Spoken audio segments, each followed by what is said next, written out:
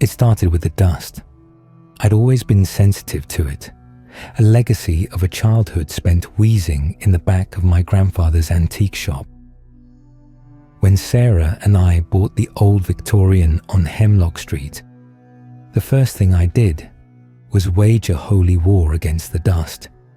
It was a losing battle from the beginning. The house was a beautiful, sprawling monstrosity, all gables and gingerbread trim, and it seemed to generate the stuff from its very bones. It settled on the dark oak banisters, coated the stained glass windows in a fine grey film, and clung to the Persian rugs we'd inherited with the place. But the dust in the attic was different. The first time I went up there, a week after we moved in, it was just to assess the storage situation.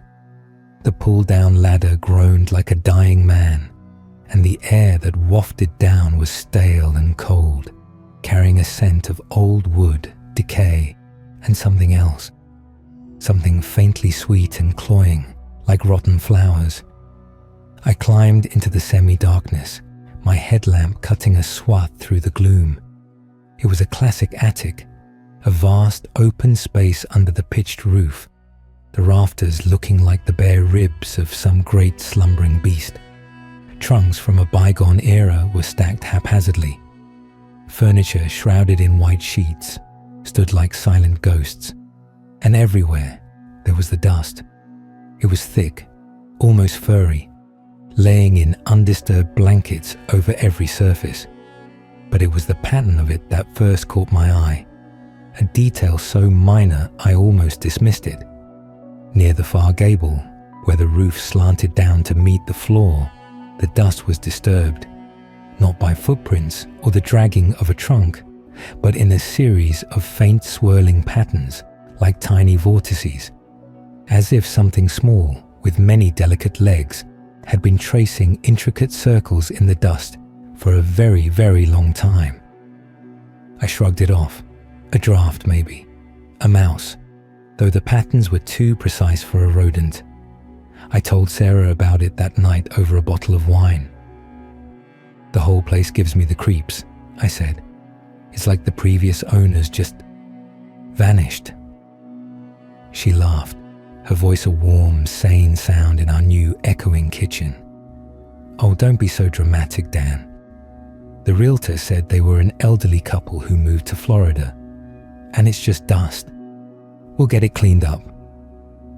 She reached over and squeezed my hand. "This is our fresh start, our dream house." I forced a smile and squeezed back. She was right. After the year we'd had, the miscarriage, the job loss, this house was supposed to be our sanctuary. I wasn't about to let a little dust and a weird feeling spook me. The whispers began a fortnight later. It was a quiet, rainy Tuesday. Sarah was at work, and I was in my downstairs office, trying to meet a freelance copywriting deadline. The house was silent, except for the steady drumming of rain on the roof. At first, I thought it was the wind, a low, sighing moan as it curled around the eaves. But then I began to pick out patterns. It wasn't a moan, it was a voice, several voices. They were impossibly faint, a sibilant chorus that seemed to emanate from the very walls. I couldn't make out words, only a hushed, rhythmic cadence, like a secret being passed through a crowd. It sounded like it was coming from above. From the attic, I sat frozen at my desk, my fingers poised over the keyboard. My heart was a frantic drum against my ribs. I listened for a full 5 minutes, barely breathing. The whispers didn't stop. They wove in and out of each other, a tapestry of silent, unseen conversation. "Hello," I called out, my voice embarrassingly small in the large house. The whispers stopped instantly. The silence that followed was somehow louder and more menacing than the noise had been. I spent the next hour pacing the ground floor, my ears straining. Nothing. I told myself it was the plumbing, or the wind whistling through a crack I hadn't found. I was a writer, for God's sake. I had an overactive imagination. By the time Sarah came home, I had almost convinced myself it was nothing. I didn't tell her. I didn't want to be the husband who got spooked in his own home, the one who ruined our fresh start with ghost stories. But the whispers came back. They always came back, only when I was alone, and always from the attic. I started wearing headphones while I worked, blasting white noise to drown them out. It worked, mostly.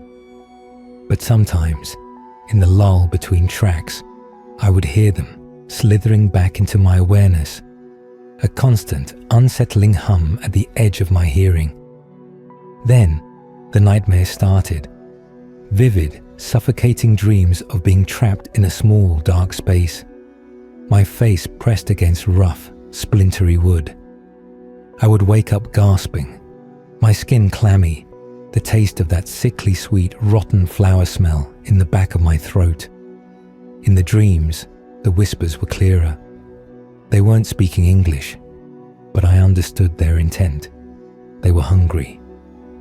One Saturday, fueled by a desperate need for rational explanation, I decided to investigate the attic in earnest. Sarah was out grocery shopping, giving me a window of a few hours. The ladder groaned its usual protest as I climbed up, a heavy-duty flashlight in one hand and a sense of dread in my gut. The air was colder than I remembered, the sweet, rotten smell stronger. I played the beam of my flashlight around the space. Everything was as it had been. The shrouded furniture, the old trunks, the thick, velvety dust. I went straight to the far gable, to the spot with the swirling patterns. Kneeling, I examined them more closely. The patterns were more complex than I'd first thought. They weren't random circles. They were concentric, with tiny, sharp lines radiating from the center, almost like a stylized sun or a spider. The dust was deepest in the center of the vortex, worn down to the bare wood in a spot no larger than a dime. As I leaned in, my flashlight beam caught something wedged into a narrow gap between two floorboards. It was a small, leather-bound book, so coated in dust, it was almost the same color as the wood. I pried it loose, my heart hammering. It was a diary. Sitting back on my heels, I blew the dust off the cover. The leather was cracked and dry. I opened it carefully. The pages were brittle, the ink faded to a rusty brown. The handwriting was a tight, frantic cursive. The first entry was dated October 3rd, 1978.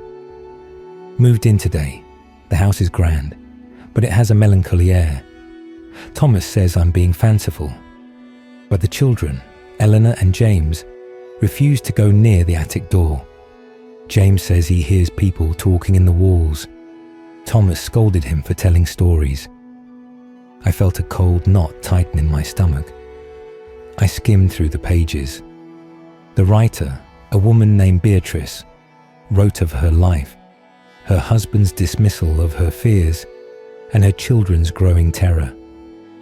The entries grew more disjointed, more desperate. October 29th, 1978. The whispers are real. I heard them today, clear as day. They were coming from the attic. A soft, chittering sound, like insects.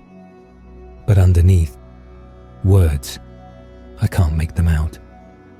Thomas is angry with me. He says the stress is getting to me. November 12th, 1978. Eleanor woke up screaming last night. She said a dusty man was standing in the corner of her room whispering to her. She said he had too many teeth. I checked. There was nothing there, but the air was cold, and it smelled sweet, like dead lilies. My blood ran cold. Too many teeth. The sweet smell. I read on, my hands trembling. December 1st, 1978. I went into the attic today. I found the patterns in the dust. They've multiplied. They're everywhere now. I saw something move in the shadows, a skittering like a large beetle. I'm not crazy. I'm not. The final entry was a single scrawled sentence, the ink blotted as if by a tear or a shaking hand. December 24th, 1978. It knows my name. God help us, it knows my name. And then nothing. The rest of the pages were blank. I dropped the diary as if it had burned me. This wasn't my imagination. This had happened before, to another family. A family that, according to the realtor, had moved to Florida. The date of the last entry was Christmas Eve. Had they even made it to Christmas? A soft, shuffling sound came from directly behind me. I spun around, flashlight beam darting wildly. It illuminated the shrouded shapes of the furniture, casting long, dancing shadows. The sound had been unmistakable, the subtle shift of fabric on wood, like something moving under one of the sheets. "Hello?" I whispered, my voice cracking. Silence. Then, from the far corner of the attic, under the lowest part of the slanted roof, where the darkness was absolute, I heard it, a dry, rattling breath. It was followed by a whisper, clearer than any I had heard before. It was a single word spoken in a chorus of tiny, rasping voices that layered over one another. Daaaaan. I didn't think. I scrambled for the hatch, my limbs numb with terror. I half fell down the ladder, crashing onto the hallway floor below. I kicked the ladder back up into the ceiling with a bang that echoed through the house. Then I slammed the hatch shut, twisting the simple lock. A flimsy hook and eye that suddenly seemed utterly pathetic.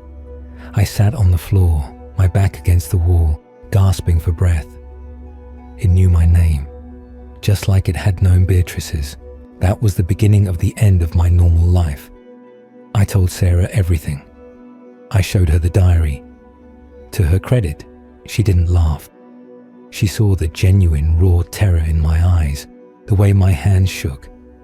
She read Beatrice's frantic words, and her face grew pale. "Okay," she said, her voice tight.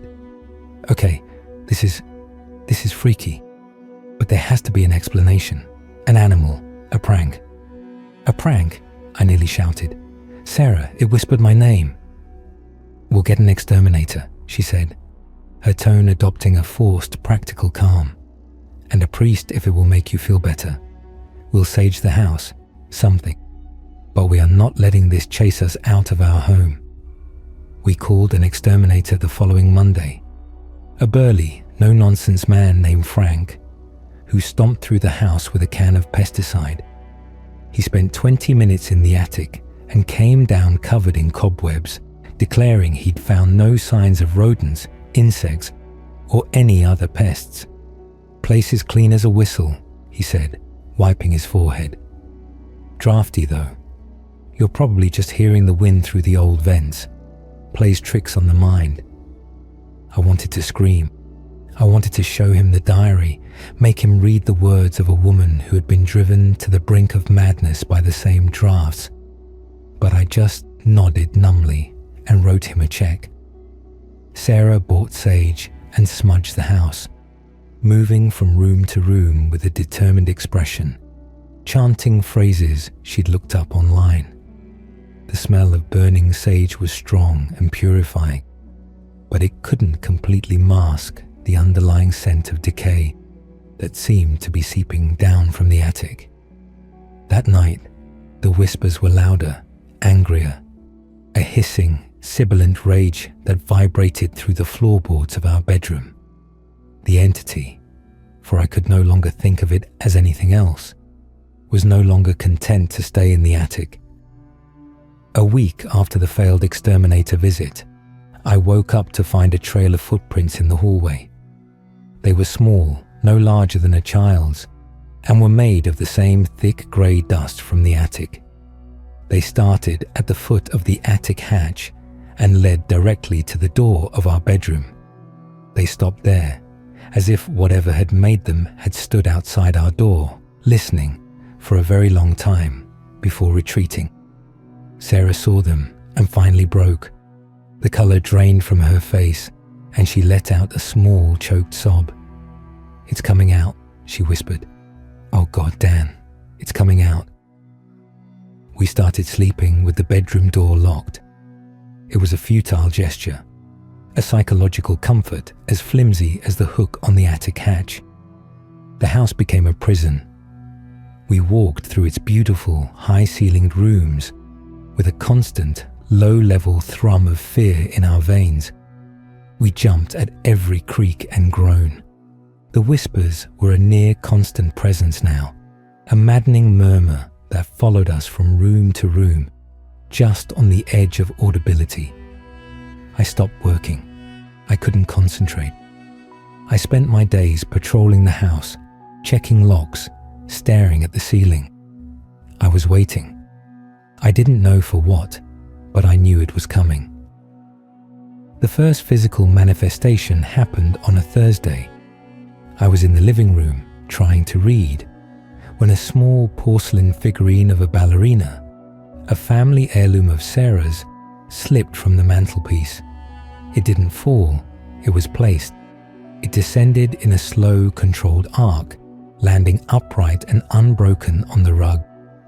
A moment later, from the kitchen, I heard the distinct sound of a drawer sliding open. I found the cutlery drawer open. All the knives were laid out on the counter in a perfect, frighteningly sharp fan. That night, the dreams changed.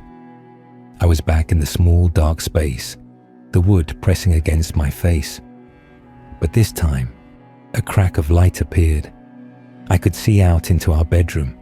I could see myself and Sarah sleeping. And standing over us, silhouetted against the moonlit window, was a tall, emaciated figure. It was made of dust and shadows, its limbs too long and thin, its head a featureless oval, and its mouth. Its mouth was a gaping black hole, lined with row upon row of tiny, needle-like teeth. It was leaning over Sarah, and from its open maw, the whispers poured forth, coiling around her head like smoke. I woke up screaming, drenched in sweat. Sarah jolted awake beside me. "What is it?" she cried. I couldn't speak. I could only point a trembling finger at the corner of the room. For a split second, the silhouette from my dream was there, etched in shadow. Then it was gone, melting back into the darkness.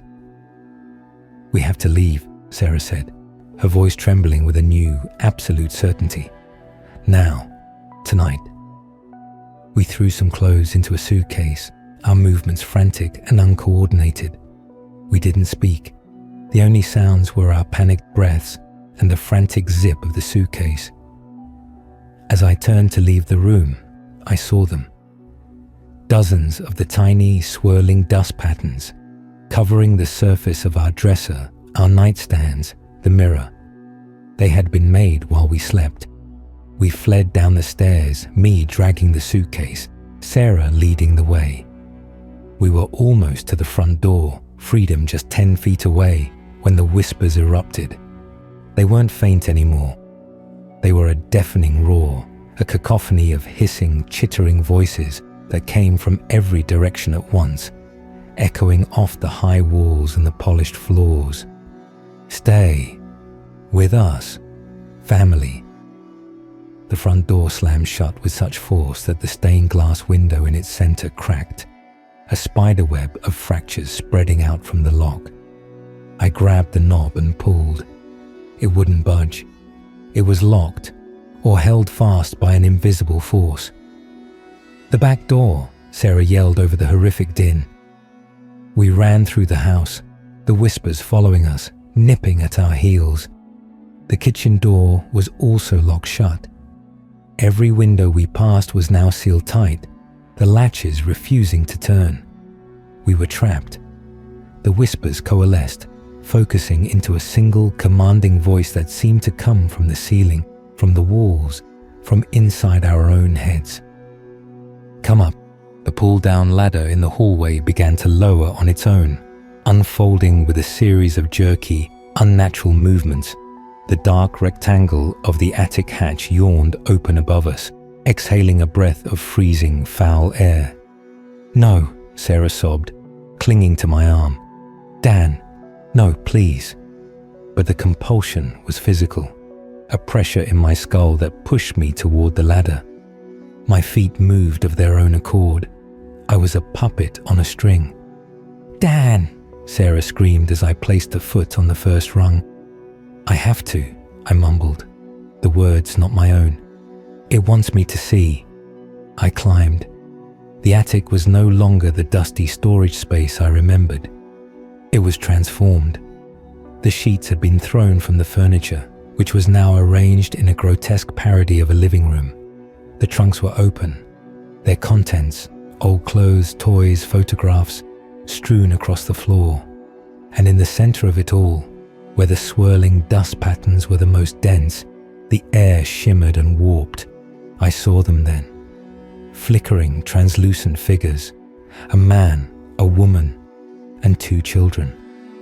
They were dressed in old-fashioned clothes, the family from the diary. Beatrice, Thomas, Eleanor, and James. Their faces were stretched in silent screams, their forms trapped in a loop of eternal terror. They were phantoms, prisoners in this space. And standing among them, solid and horrifyingly real, was the dust man from my dreams. It was tall, over 7 feet, its body a construct of gathered filth, cobwebs, and ancient, desiccated matter. Its limbs were spindly, multi-jointed things.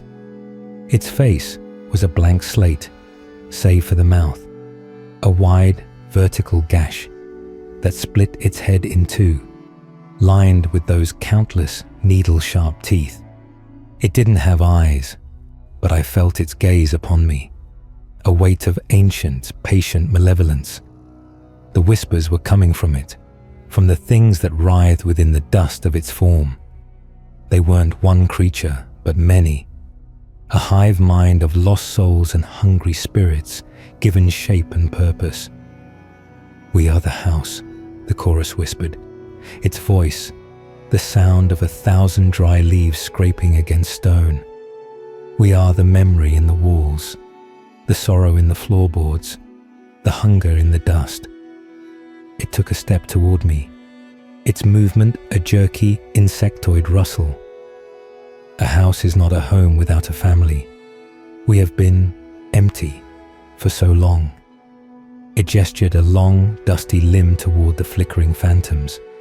They stayed, for a time, but they grew, brittle, broken. We need new voices for the chorus. We need new dust for the walls. It was reaching for me. I could smell the sweet, overwhelming stench of its breath, the scent of flowers on a rotted coffin. I was frozen, paralyzed by a terror so complete it felt like death itself. "Dan," Sarah's voice from the foot of the ladder.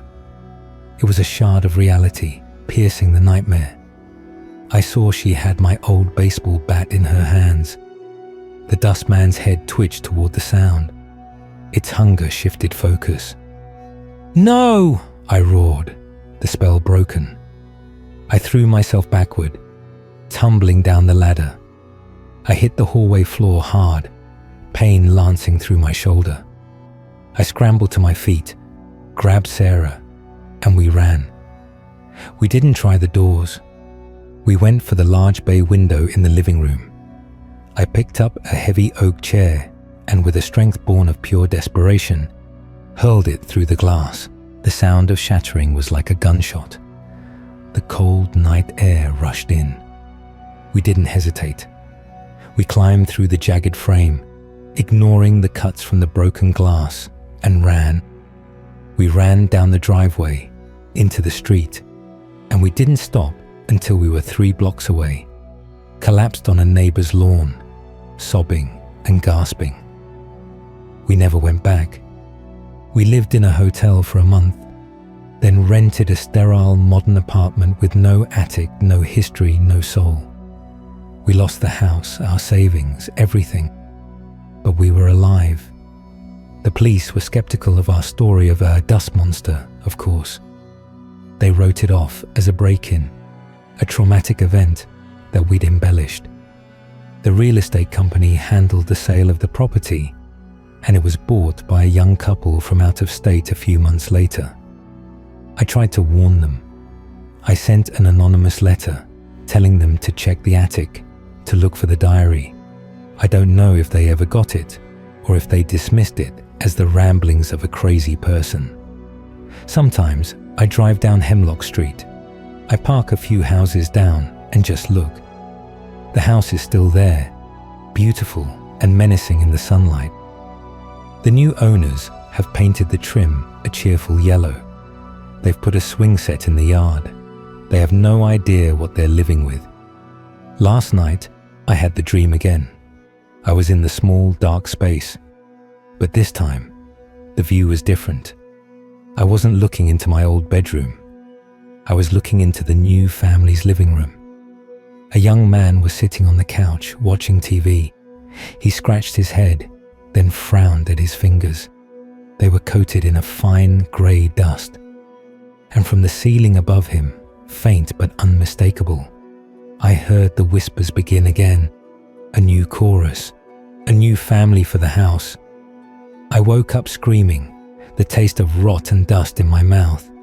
It's starting again, and there's nothing I can do, because the whispers in the attic were never my imagination. They are the house itself, and it is always, always hungry.